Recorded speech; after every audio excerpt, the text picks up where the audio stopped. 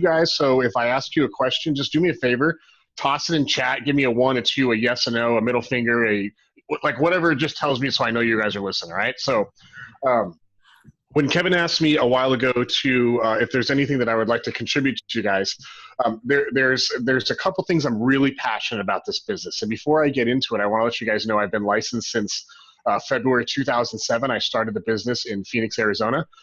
We went through the whole, REO phase, short sale phase, but the majority of my experience is in luxury real estate and multifamily investment real estate. A lot of people don't know that. So 4 to 100 units in Phoenix, Arizona. 3 years ago, we moved to Carlsbad, California, somewhere around the 700 home sale total number since I've been licensed. Kevin mentioned I was a coach for Tom. I've done that for 7 years. I just retired from being a coach about 60 days ago. Over 7,000 coaching calls, and I was the one you came to if you were a team and you needed to scale and push from there. That was kind of my coaching brand. So it's important to know all that stuff because as I go through what I'm going to tell you today, I have a lot of domain experience that I can share with you guys right now so that you can take what I'm going to give you and immediately implement in your business. So do me one quick question or one favor. Joanne says sound isn't working. Kevin, you can hear me obviously, right? Yeah, we can hear you. Sounds fine on our end, buddy. Okay, cool. Let me just check on Joanne's side. Give me 1 second. No problem. So do me a favor, put in chat right now if you work with buyers. Just say yes or no if you don't work with buyers. Getting a bunch of yeses.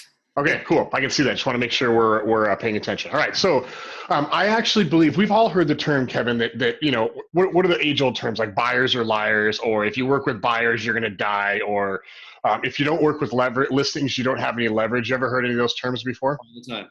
Okay, cool. So my intent today is to give you 4 tactics that are going to shorten your buyer process and get you more commission checks more efficiently with less stress. That's my intent for right now, okay? I believe when you work with buyers the right way, they're just as leverageable as listings in so many ways if you work them the right way. If you work them the way of I got a realtor lead, a Zillow lead, any lead online, and I'm just a glorified showing agent, it's a really bad process, and it's really tough to build wealth with buyers that way. So I'm going to give you 4 strategies right now that will help streamline that process so I can make you more money between now and the next year and ultimately forever. Sound fair? Sounds great. Okay, number 1, I want you guys to write this down. I want you to write down the word objections. And I'm not one of those guys that's like, hold all your questions to the end. If you have a question, just raise it. Kevin or Tristan will interrupt me and I'll answer it for you, okay? Too many times we get on scripts or we get on the call and we let the buyer determine whether they're a buyer or whether they're not. That's not your job. Your job is to determine whether they're a buyer or whether they're not, okay? We are all taught to object at first glance, right? We are just naturally taught to do so. You go to the car dealership, Tristan and I have talked about this before. You know you're there to buy a car. You get there, you're staring at the very car you're going to buy. The guy walks up to you and says, hey, welcome to the dealership. So you're here to buy a car, right? And you're like, no. Dude, I'm just looking, don't talk to me. Even though you know you're there trying to buy a car, we still say it. Well, guess what? It happens in real estate too, right? So don't let the back and forth commentary on the phone dictate whether they're a buyer. Hopefully all of you guys give me one more yes. How many of you guys 100% can say, I operate from a script every single lead call I make? I operate from a script every single lead call I make. Don't confuse having a script with being a robot. Because even when you don't have a script, you probably still have a script. We got some yeses, some nos. Yeah. Yeah, cool. So we're 50-50 so far. Okay, cool. So here are the rules around objections. The first thing that I want you to write down is I want you to make the commitment. I see no, but working on it. That's awesome. I want you to make the commitment right now that you are going to ask for the appointment every single time. Because until you ask for the appointment, you'll never know what their true motivation is. Now, I want to tell you as I tell you that, not all appointments are the same. Tristan, do you have a question or were you waving at somebody else? I was giving a thumbs up to somebody. Not all appointments are the same. Here's what I mean by that. Sometimes you're going to set a coffee meeting. Sometimes you might do a neighborhood tour. Sometimes it might be a buyer consultation. Sometimes it may be, hey, I'm looking to buy in 9 months. I'm not ready right now, and I'm in town. What do you have? And you just want to do like a very friendly meeting up front to kind of set the stage. Because we know that most people, when they say our time frame, Kevin is 9 months, they end up buying in 6. right? They never buy according to schedule. That's number 2 that I'd write down. Buyers never buy according to schedule. So that's another reason when we ask them questions and they tell us when they want to move in, I'm not saying don't listen to them. I'm saying don't hold them to that fire, because it's almost always not going to be that straight. Tristan and I have talked about this at length in the past. When I talk about a script, now I'm not a coach or I'm not a tech leader or a real estate agent that's going to tell you there's one script that is like the best script out there, right? Because there's ways that I would deliver a script. There's ways that Tristan would deliver a script. There's ways that Kevin would deliver a script, and they'd all be different because we all have different personalities. Good? Yep. Yeah, true. But what I would tell you is whatever your script is, you need to follow it every single time without fail. Because if you don't, you'll never know how to get better. I have a question. Shoot. Can you give us an example of how you would ask for an appointment? You want me to give you the script? Yeah. Yeah. Tristan, let's test you from a while back. I didn't go over this with Tristan. I covered this with a team. There's actually it's an older close in regards to how long it's been taught, but it's an ABC close, and that stands for action, benefit, commitment. So it's really simple. Here's the action. Kevin, why don't we do this? That's the first part of the action. This is what I want you to take. Why don't you and I schedule a time to go grab a coffee? So that's the first part of the close. Kevin, you know what? We should do this. Why don't you and I, and even though we're on the phone, I would talk with your hands because it makes you commit to the conversation. Why don't you and I take some time, schedule a time to go grab a coffee? That's the action. The benefit, I never want to give them more than 2 reasons to meet with me. So it's a 2-part benefit. When we do so, Kevin, I'll show you how I've positioned so many buyers just like you to win in this crazy market. When we do that, I'm going to show you how I've positioned so many buyers just like you to win in this crazy market. That's benefit number 1. I would stop there. If you want number 2, here's number 2.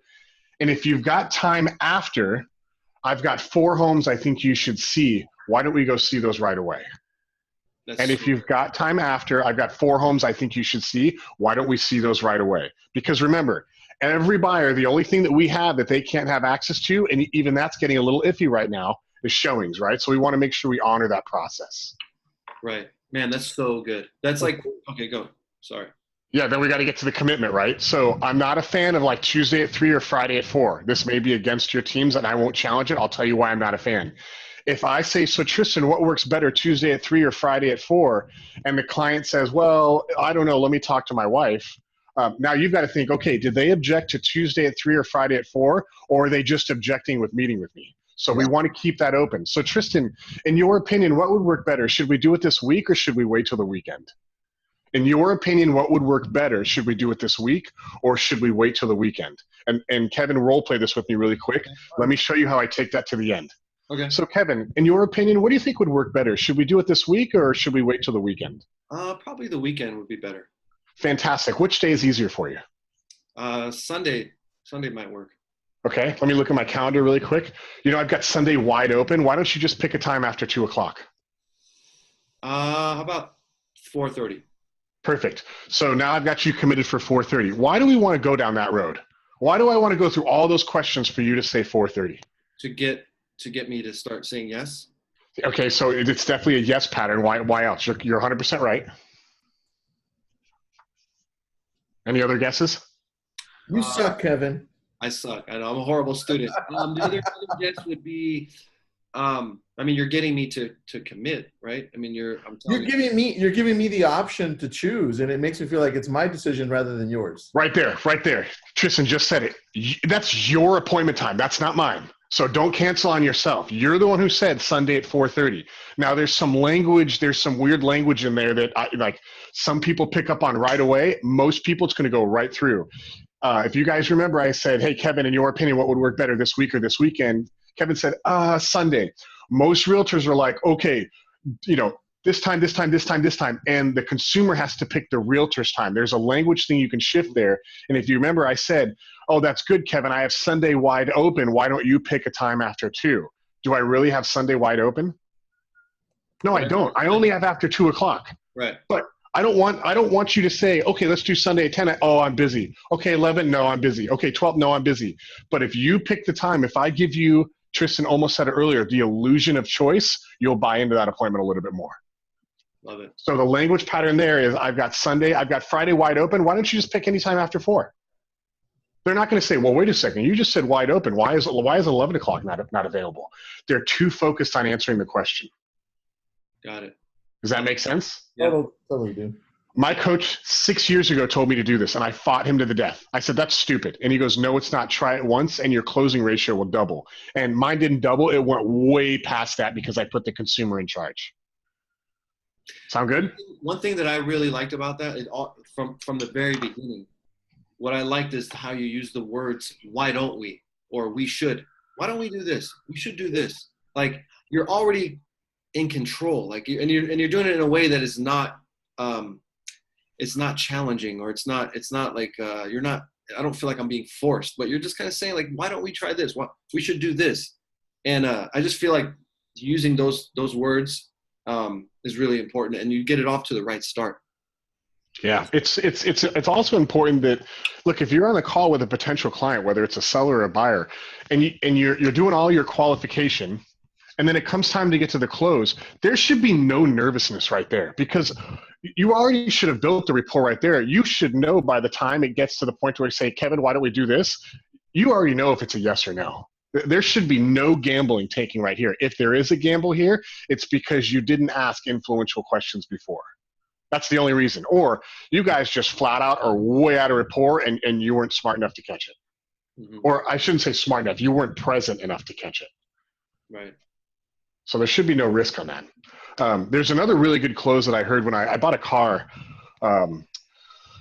I'd like to say I make smart decisions. The one smart decision I don't make is I buy cars probably too often. I was at a dealership in January. It's a higher priced vehicle dealership, and they were detailing the car. I was already done, and there was this guy. He was just circling this SUV, Kevin, over and over and over again. The sales guy was being really nice, and then he just asked the question. He said something to the effect is, listen, I'm okay with whatever you tell me when I ask this question, but if I made the process super easy for you and you were excited about the price, do you want to buy the truck?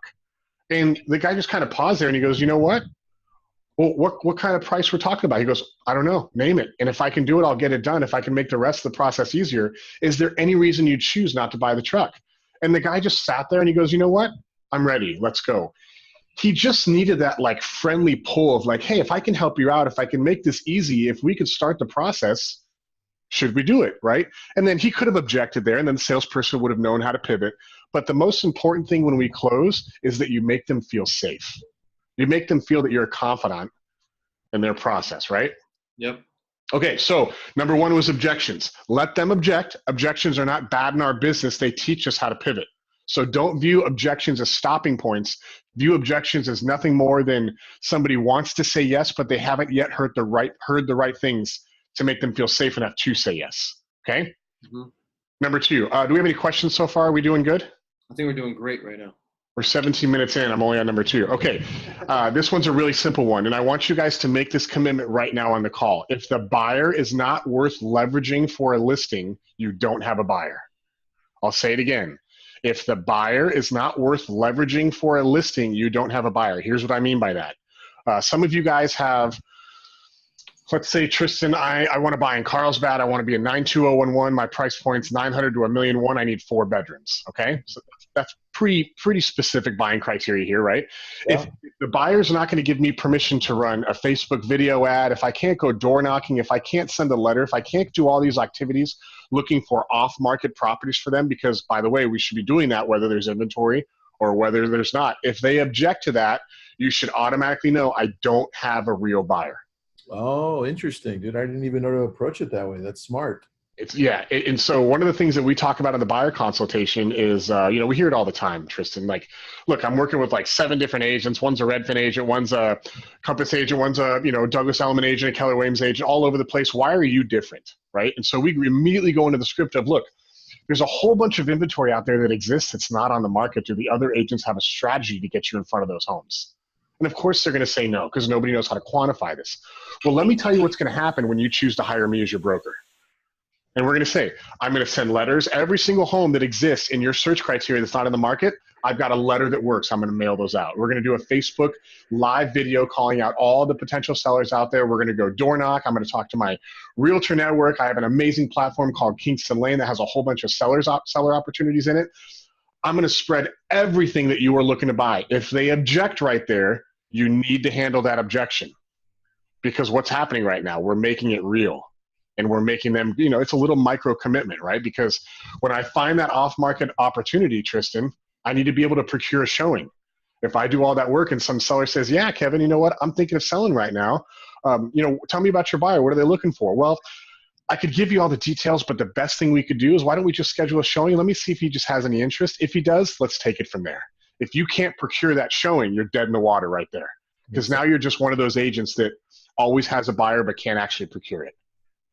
Right? Yep. Two benefits right there. Number one, I want to get you more listings, right? That's benefit number one. Benefit number two is it's one more thing that gives you a little bit more confidence that if you guys are going to waste your high value time, your gas, the wear on your vehicle, all that stuff, down here where it's really hot for some reason right now, if you're going to sweat your face off all day, like I want to know that if I do my job and I do it correctly, you and I can close a deal together. That's it. I just want to be sure that everybody I put in the car, I'm actually going to close a deal. That was number two. Any questions on that? No, I think, let's see if anybody's got any questions. I know I talk really fast. No, you're good, dude. Nope, no questions. And I make up words too. Okay, number three. I went to the Ivy League School of Arizona State, and Arizona State has their own vocabulary. Okay, so number three that I wrote down. I want you guys to start pre-scheduling. I'm just going to write down pre-schedule your showings. What does that mean?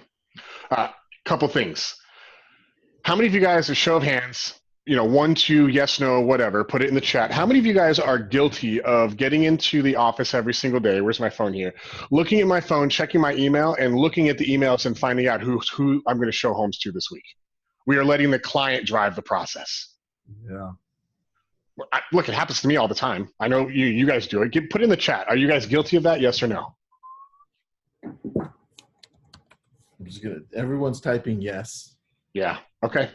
Yes, too often. Yes, yes, yes. Okay. I don't know about you guys, but it makes me lose control over my business because today I may have the intent of 4 hours worth of calling expireds, Tristan. Like I'm going to dominate expireds today. I'm pumped up. I did my morning affirmations. I'm showered. I'm ready to go. I'm in the office. I've got my headset. I turn on my email and I've got 7 buyers that have to see a home today because it just hit Zillow yesterday. Now my schedule is completely done. Too many of us are caught in that hamster wheel. So how do we get out of that? Number one, going back to the buyer consultation. When we sit down and they say, well, how are you different? You're going to say, well, listen, a lot of agents are going to give you access to an MLS search portal or tell you to go to Zillow or they're going to get you access to their MLS. They're going to set you up on a saved search and they're going to say, whenever you see a property that you like, email me and I'll show it to you. Now, there's nothing wrong with that process, but it puts you in the driver's seat. And listen, Mr. Client, does it really make sense for you to drive the bus that you're paying me to find, does that make any sense whatsoever? I'm making all the money here. Let me drive the bus. Yeah. Let me tell you how I do that. So I'm going to tell you as I walk you through this process, this is much easier said than done. Okay. It takes a lot of discipline to be able to do this. I'm a driver analytical and, it took me a lot longer for me to go to this schedule than anybody else. So here's what that looks like. Step one is you need to set your calendar for your showing appointments. My coach a long time ago said, Steve, from now on out, you are no longer able to show homes unless it's Thursday, Friday, or Saturdays. On Thursday and Friday, you can do it after 2 p.m. And on Saturdays, you can do it after 1. You are not allowed to show homes any other day of the week. And I said, Coach, there's no way I can do that. I'm way too busy. He goes, no, you're not. Look at your calendar. You're only showing 2 to 3 buyers a week right now. You are not in the car every single day. And I'm like, yeah, but they need to see multiple homes and the homes are selling really quick. It's multiple offers. We got to jump. He said, look, I understand all of that. You are not allowed to show homes anymore until Thursday, Friday after 2 o'clock, Saturday after 1. And I remember getting off that call thinking, all right, man, my business is going to tank if I do this. Here's number 2. Here's where it gets better. You never show more than 4 homes. I'm going to have some questions on this one. Yeah. I think that's you're probably going to get the biggest pushback on that. So that's going to. And to be honest, it's not 4. There's no magic number. It could be 3. It could be 6. I wouldn't do like 12 because Tristan, you know what happens, right? We go on these marathon showing appointments on Saturday. We show them 12 homes in 12 different communities. And at the end, is the client excited or are they emotionally exhausted? They're emotionally exhausted usually, and they're confused. They're confused, right? And so all of a sudden they say, oh, Tristan, we really like the white home that had the kitchen with the blue cabinets and the Carrara marble, the wood, and the pool. And you're like, dude, that was 3 homes that you just blended together. There was no home that we saw like that, right? So they don't remember one home from the other, okay? So here's where it comes down to being a really, really, really, really good agent. In order for you to commit to show 4 to 6 homes, no more than 4 to 6 homes in a showings, you have to choose those homes. You can't let them choose it. And so now you might be thinking again, well, crap, if we choose it, what happens if we choose the wrong ones? Well, you could, and you're going to get better with that. So here's how we set the client up for that. Tristan, when you and I agree to see homes together, I have a very specific process in doing so. Do you mind if I share it with you? Yeah, go ahead. Because we got to get their buy-in, right? Every time that you and I go out and see homes, I'm never going to show you more than 4. Would you like me to explain why? Sure. And then we go into the explanation, right? I found that, in being a real estate agent for 12 years and selling over 700 homes, any other time I show you more than 4 homes, you get confused, it causes stress, and it weakens your negotiation point. You don't want that to happen, do you? No. Here's what I would recommend. Our first couple of outings, why don't you let me choose the top 4 homes that are for sale based on your search criteria? And here's what that would look like. After every single home, Tristan, I'm going to ask you one simple question. I'm going to ask you if you'd like to buy that home. Now, it's important to understand that I'm not asking you because I want a commission check. Matter of fact, I'd rather prefer a no than a yes. My only request is if you give me a no, you tell me why, so I never show you a home like that again. And my experience, Tristan, is once I get you through 4 homes, I know exactly what you want. And I would say probably 80% of the time by our second showing appointment, you found your dream home. Is that okay with you? That sounds great. Yeah. Yeah. Some of the objections they're going to come up with is when we go through neighborhoods, what about all the signs I see that we're not seeing? You have to be able to stand up and say the reason why we're not seeing those homes with that sign is because that home did not meet your criteria. And I made the commitment to only show you stuff you're excited about.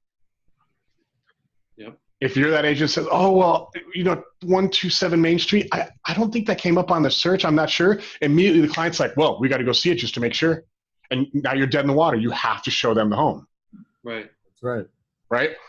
It takes a very confident agent to do this process. And you also, another thing that I didn't talk about a second ago, Tristan, is you really need to know your market. So if you're showing homes that are like 50 miles apart from each other, and there's nothing wrong with this, but if you're the type of agent that serves a huge geographical area, it's going to be hard to commit to this process. Because when they start giving you the community questions or why was this one of the 4, and you just say, I don't know, it looked the best pictures and it was the cheapest price on the list. If that's your answer, they're gonna drill right through you on that. That's happened to me before. Yeah, that's right. I can tell you about this one client in North Scottsdale, which I really didn't sell too much in. And I know the area. I grew up in Phoenix, but I was showing, but I didn't know the intricate things. And he just ripped me to shreds when he was asking why the top 4, because there was a lot of inventory at the time, right? And then you lose them. What's that? And then you lose them, I said. Yeah. And look, we could do all of this work, and sometimes it could be just one line of a breaker report that would cause the relationship to sour. Like you got to do all these steps to get a commission check, and sometimes it's just one thing. So if you're going to go to the model of controlling the showings and limiting the amount of homes you show per appointment, it's really important that you do your research ahead of time. Really, really, really, really important. What you're saying too, Steve, is really, it's about speaking with certainty and having confidence. And correct. Right through that. So like you said, that example, like, hey, there's that, if you're in the car or whatever, and then they see a sign, and they're like, hey, what why is this one not on the list? Can we take a look at that? And then you're kind of unsure. It's over, right? Yeah. So if you respond with confidence and with certainty, like you just did, and say like, hey, that home was not on the list because it's not part of the search criteria that we discuss, and all the things that you just mentioned. That's a big difference maker when it comes to maintaining the confidence of that client. Would you agree? people talk about confidence all the time and how to get confidence. Confidence is just it's a lagging indicator of repetition. That's all that is, right? So everything that I'm telling you guys, I wasn't born speaking this way, right? I've been coached by every company out there. I've been a part of amazing mastermind groups. I have some amazing mentors that help me through this stuff. An easy thing that you could do right now is every time you guys go on an appointment, every objection you get, just write it down in the car. When you're done, get in the car, open your phone, and say, okay, they had a question about commission, pricing, multiple agents, and lenders. So just write down what the objection is. If I were you and you guys wanted to make this easier, I wouldn't learn how to handle the objections. I mean, I would, but what I would focus on first is how do I just bring those objections up before they do? That's how you solve them. Tristan, listen, I'm sure if you're like, I don't know, every other seller I've worked with, you're probably interviewing multiple agents, correct? Yeah. Do you think that puts you in a state of power before they bring it up right when you close at the end? Totally, dude. You go through your whole dog and pony show and you say, okay, I'm ready to go. So in your opinion, when would be the best date we should put the home on the market? And they say, wait a second, dude, we got 4 interviews after you. What do you do there? You're like, oh, well, I didn't know that. And now I feel like an idiot asking you on a date when you're already married, right? So you have to fish that out before. It puts you in a position of power when you bring up the objection that you know are coming because you guys have all the experience of what's going on. Makes total sense, dude. Okay, I'm gonna go to 4. I apologize, we're over. Lastly, and I'll do this quick. I would create a be prepared package for every buyer you work with. I'll give you a really quick list. Number 1, I'd give them a sample contract already filled out with every important area highlighted in yellow. Kevin, when I'm buying my first home or I'm buying up in the market right now, and in a lot of markets, I know buyers are still having to stretch to get that home because it's multiple offers. That is not the time, Tristan, we should overwhelm them with a 19-page California contract. That's going to freak them out, right? So I see it happen all the time. Okay, cool. You want to pay 1.3? Fantastic. Let me go back to the office. I'm going to type the contract up. I'm going to send it to you via DocuSign. Sign it. I'll get it over to the agent. They go back there and do it. They fill the whole thing out. The client looks at the DocuSign and they're like, what the F is this? Like, I got to read all this stuff? Like, he told me I had 20 minutes to sign this thing. I don't know what I'm signing. And then what happens? They go 2 pages. They get overwhelmed. They say, screw it. I trust Tristan. I'm going to sign it. They sign it. They never tell you about the challenge. You think everything's okay. And then they talk to your friends and they say, or they talk to their friends. They say, hey, what'd you think about Tristan? Well, it was good. But man, when it came time to write the contract, like I was totally not prepared for that. That's feedback that we as agents, we never, ever get. They're never going to tell us that. It's very true, bro. Tristan, there's a famous line that Sharon says, right? Good process drives good results. This is a classic example. Do not let them learn about the contract when it comes time to sign the paperwork. That's unfair to the client. Mm-hmm. Okay. Some other ideas I would, go ahead. That's a really good point, dude. Yeah, let me give you some other things. Here's some other ideas you should write down. You could put this in a PDF format. What happens when the home doesn't appraise? What are your options? What are the things we should be paying attention to in the home inspection? Like, what are the things you should freak out about? And what are the things that happen in every home? In Phoenix, Arizona, I'll tell you, almost every single home over 5 years old has termites. They all, like one form or another, they all have it. So don't freak out about termites. It's a $500 fix. Right. Don't let them. You're setting expectations. Is what you're doing. That's it. You're just setting expectations. Look, it's totally like if you're on, Tristan, if I'm on your team and maybe I'm new, right? I don't want to say, look, I've sold 6 homes in my last year, so here's what I've learned. I said, look, I'm on a team of 27 people that have been responsible for 750 sales over the last 10 years. And would you agree that success tends to leave clues? Well, yeah, of course. Well, here's what that means. When you have the amount of expertise that we have in selling hundreds of homes, we know why deals die. And there's only 3 reasons, 1, 2, and 3. Now, whatever those reasons are, don't get locked up in that. But when you use that type of language, the consumer just kind of feels like, okay, like I'm in good hands right now. Like this guy knows what he's talking about. I don't need to stress about the process. If the deal's going to die, he's going to save it from me, right? That's the whole thing we're trying to get them to understand when we go through these buyer consultations. So I'll stop there. I could go for 4 more hours on this because you guys can make so much money on buyers if you do it right.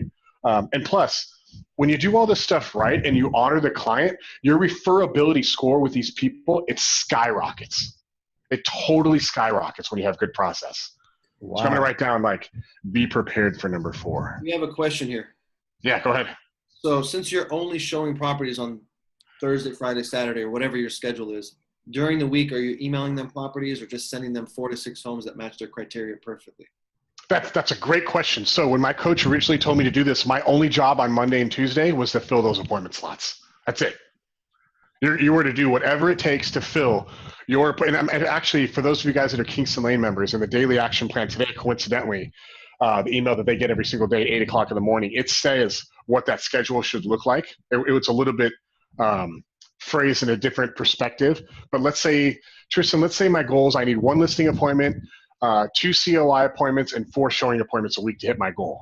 I would put all those on my calendar. That way on Monday and Tuesday when I'm making my calls, I'm very specific as when I need to close people, because when I know what I want, it's easier to close. So yeah, Kevin, it's a multitude of things. Number 1, all my prospecting is filling into that. And number 2, all the active clients I'm working with, I'm just pre-scheduling those appointments. Okay, so here's another question. And this one may have a long answer, but Totally. so we talked a lot about setting appointments and going for the close. And you mentioned it briefly where you said after every property that we see, I'm going to ask you if you want to buy this home, and then you explain the reasons why.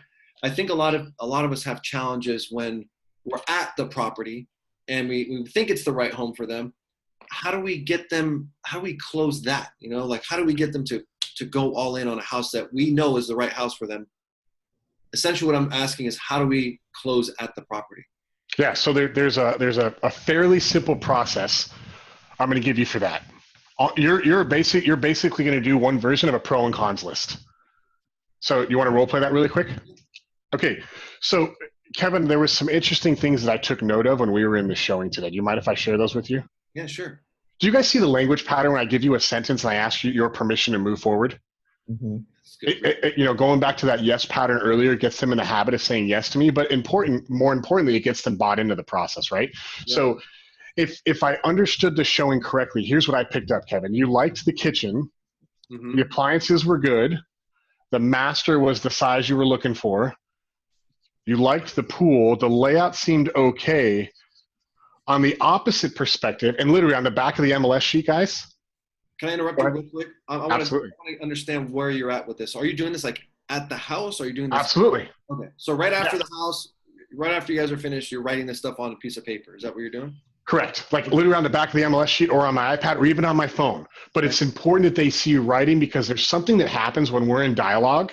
And if Tristan and I are in an appointment right now and Tristan's my agent and he's writing down what I'm saying, it just makes me believe it gets me committed that he's just a little bit more committed to the conversation than normal. Yep. So there's some NLP there, right? So I noticed you liked all those things. Some of the things that stuck out to me that you didn't like is the carpet seemed a little outdated. You didn't like the paint. And maybe you preferred the home to face east. Is there anything in your likes and dislikes column that you think I may have missed? I also liked the backyard, but I didn't really like the wall that was in the kitchen because it blocked the view. Oh, okay. That makes sense. Anything else you can think of? Well, it would have been nice to have a 3-car garage. This one's a 2-car. Not the end of the world, but it would have been nice to have. Okay, so 3-car. In your opinion, I know you just said that, but I'm going to ask you again. In your opinion, do you think that's a deal breaker? No, it's not a deal breaker. It just would be nice to have. Okay, so here's the good news. We can replace the carpet. We can replace the paint. We can repaint. Can't move the home, but you said that wasn't a huge deal. The wall we can restructure. Being that this home checks so many of your like boxes, is this the one you and I should write a contract on today? I kind of want to think about it. Tell me what that means. Good question. I just have to talk with my family, talk with my wife, think it through, and then decide kind of what we want to do. Because we've seen 3 other homes. Yeah. Since you've been showing us 4 homes at a time, and this is one that I think is like up there on the list, but it's not ready to like pull the trigger right now. Okay, cool. So here's how I'm going to fish that motivation out. This is a script I'm going to give you. Kevin, I want to make sure that I'm aligned with your motivation. So if you had to rank this home overall, based on how you would rank it, scale of 1 to 10, you can't be a 5. How would you rank this home? This one's definitely a 9 or a 10. Okay, so let's say a 9.5 because that's a happy median. Yep. And let me ask you one more ratings question. If I called you tomorrow at 8 o'clock in the morning and told you that somebody else already got an accepted contract on this, on a scale of 1 to 10, how disappointed would you be? I'd be pissed. You'd be pissed. So you'd be Well, yeah, well, I'm firing you first. Yeah, perfect. Okay, so if you'd be pissed that you'd lose this at a level 10 at 8 o'clock, based on, because I want to make sure I honor your process, when would you like me to follow up with you in regards to the final decision around this home? That's really good. Tomorrow. Let's do Tomorrow. it. Yeah. Here's what you're going to find. And believe it or not, a lot of people would say, I got to think, but then you ask them for the numbers and the numbers don't match what they say. So what do we do then, right?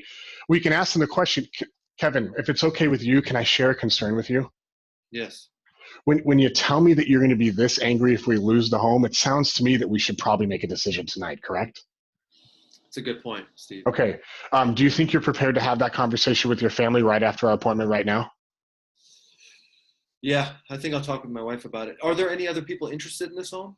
I haven't talked to the listing agent yet, but if that's important, I can make the call right after this. Okay. Yeah, it'd be good to know that. But I mean, now that I think about it, I think it makes sense to decide. Okay. And look, there's a way that we can lead them to that result without being directive. Like, you don't want to be the agent that says, well, listen, if you sleep on it, you won't sleep in it. If anybody on this call ever says that, I will personally come to your market and punch you in the face. Don't ever say that to a client. What's that? I said, at least we get to meet you in person, right? Yeah. There's a super powerful agent when I was in Phoenix that was on one of the HGTV shows. And he said that line. And the next day after I called him like, dude. And he's like, I already know what you're going to say. I'm like, what am I going to say? He's like, the sleep on it or sleep in it line. I'm like, what are you? He's like, I was told to say that by the producers. And I cringed when I said it. And I said, okay, all right, that's good. I just want to make sure we're on the same page. You can do it without being directive. You just have to ask the right questions that gives them permission to give you the real emotion. That's what you're really doing. You're negotiating emotions in this deal. Man, that's really good. I love it. Really good. Yes. I think a lot of us have that challenge when we're at the property. So it's really, really good that you shared that. Look, clients are paying us to help them move the needle. They're not paying us as glorified assistants. And look, I know that buyer commission sometimes gets hidden in the process because the buyer doesn't pay it. But if you guys think that your clients are out there looking at $300,000, $500,000, $1 million, $2 million properties, and they're not doing the mathematical computations about how much money you're making, you're nuts. They know it. They know that if they're going to write an offer on a $2 million home, you're going to make somewhere, gross line after, expenses, all that stuff. They know that check's going to have a number 60 on it. They're not stupid, right? So it's up to you to guide them. They want to buy. They're just nervous. If they weren't nervous, they wouldn't need us. They just buy direct, right? Yep. Okay. That's my 4. Hopefully I didn't dumb anybody down on the call. If you guys have any questions, I'm here for you. You can answer them now. You can email me, tag me on Facebook, send me a letter, FedEx. So, before you finish, dude, can you explain to everybody how Kingston Lane can help everyone here? Yes. Okay, so going back to my history as a real estate agent, I'll give you guys a 2-minute pitch. This will be a very soft pitch. Or maybe it won't. I don't know. Just kidding. Like I told you, 7,000 coaching calls, 700 homes sold. That's weird. There's a lot of sevens in there. I should create a brand around that. I know that people have their CRM and they have their lead gen platforms. Boomtown, Zillow, Commissions Inc., all that stuff, right? HubSpot, Contactually, Top Producer, whatever. We exist in the middle. Here's what that means. We execute everything that you promise your clients are going to do, okay? Listing landing pages, brand ID sites, automatic social media ads, push-button digital farming ads, automatic email marketing, all of that we do for you. It's a very simple platform to be a pro user of ours. It's only $99 for the first year, $99 a year period, and then you just pay for however much advertising you want to do. Okay. We're never going to be a CRM. We're never going to be a traditional, there's no public component in the sense of like a Zillow or a Boomtown or anything like that. We actually plug in with both of those. So whatever you generate with us, we'll actually zap back out to your CRM so you can use your process. Nice. And like I said, there's a free for life account. You can take advantage of the push button digital farming ads, which is essentially we run all the Facebook ads to a home valuation page that we give you for free. And you can collect all those leads on that. There is no cost to do that. The account's free. Just go to kingstonlane.com and sign up. Whole bunch of other features. If you want access to those features, it's $99 for the first year. Can you repeat that first thing you said? So the landing page? Yeah. So you guys all know what a home valuation page is, right? Yeah. Well, explain what that is. That'd be great. Real quick. Yeah. So it's a 3-4 step process. Traffic comes to the page, enter your address here to find out what your home is worth. Takes them step 2. Here's a map. We found your home. Enter your email address to unlock your value. They enter their email address. We give them a value range. The cool thing about what we do, Kevin, is most companies charge $80 a month just to have this page. For us, it's free for life. That's crazy. You can go to a Kingston Lane free account right now. Don't use us for any of the ads, and you can just have that page for free. Everyone That's on totally the cool. call right now, you guys need to take advantage of this. Like, Yeah. that's huge value right there. What about the links that go to that page? Do you guys work with that at all, or do we have to do that on our own? The traffic that goes to that page, where do we get that? Is that our responsibility, or is that something you guys can do? Either which way, let me tell you the benefit of why we should do it. We've got 2,000 members right now across the country and some other markets as well. We run all the ads to the page and we split test everything against each other. And the reason why that's important is when we split test, you can be assured that only the best ads are running on your behalf. You can run them a radius around an address if you're doing something around a listing, or you can run it in a zip code. Okay. So we run that for you. You say whether you want to spend $100, $200, $300 on the ad. We do a 4-day campaign. You collect all the leads. It literally takes, 45 seconds to launch an ad. We do the whole build for you. Or if you're a do-it-yourselfer, that's fine. Just get a free account. You run your own traffic. That's cool. I don't want to do that. I'd rather have you do it for me. Totally. That's what we're here for. So even though because we're split testing, because it's our ad account, because everything that we do, we're going to get you a better result because A, we have a much bigger seasoned ad account than 99% of agents out there, and B, we're split testing. So you can do it on your own. You can know your market, but your cost per click, I promise you, is going to be double what ours is, at least. Yep. That's the benefit. Awesome. Simple. Great Cool. stuff, man. Well, thanks for being on, bro. Everybody's saying this was amazing. They loved you. That one person says you look like Jason Statham, but I don't have Jason's body, but maybe I can get away with it. No, dude, it was amazing. Everyone's really good call. Awesome feedback. Yes. Someone just said this is the best call ever. Yeah. Joanne said that. Thanks, Joanne. I was a little nervous for the call, to be honest. So last night I took a 30-minute coach on a 30-minute class online about how to be a good coach. So hopefully that $12 paid off for today. It did, dude. It did. Those $12 are worth it. Yeah, listen, I mean this, I am in this industry to serve every real estate agent out there. I believe that when we work together, better things happen. That is the whole premise for Kingston Lane. So if there was any amount of value that I gave you guys today, one of the easiest ways you could repay me is just get a free account. Don't even pay me money. Just go get a free account, start playing with it, let me know how it works, and or let me know your feedback and whatever we can do to help scale your business. If anyone has questions, can they email you? Can they reach out to you? Absolutely. My email, you can put it in chat. It's steve@kingstonlane.com. There's also a Kingston Lane Facebook group. If you guys want to tag me there and ask questions, you can message me on Facebook, friend me, FedEx. That's amazing. That's really great that you're willing to share and help and answer questions. I mean, for someone at your level, that's huge value. So thank you very much for that. Thank you so much for the call today, all the amazing knowledge that you dropped on us, man. I learned a lot. I know everybody else learned a lot. Yep. All right, rock and roll. Thank you guys so much for having me on. And like I said, if I can help in any way, let me know. Otherwise, I'll see you soon. Have a good day, bro. Bye. Bye.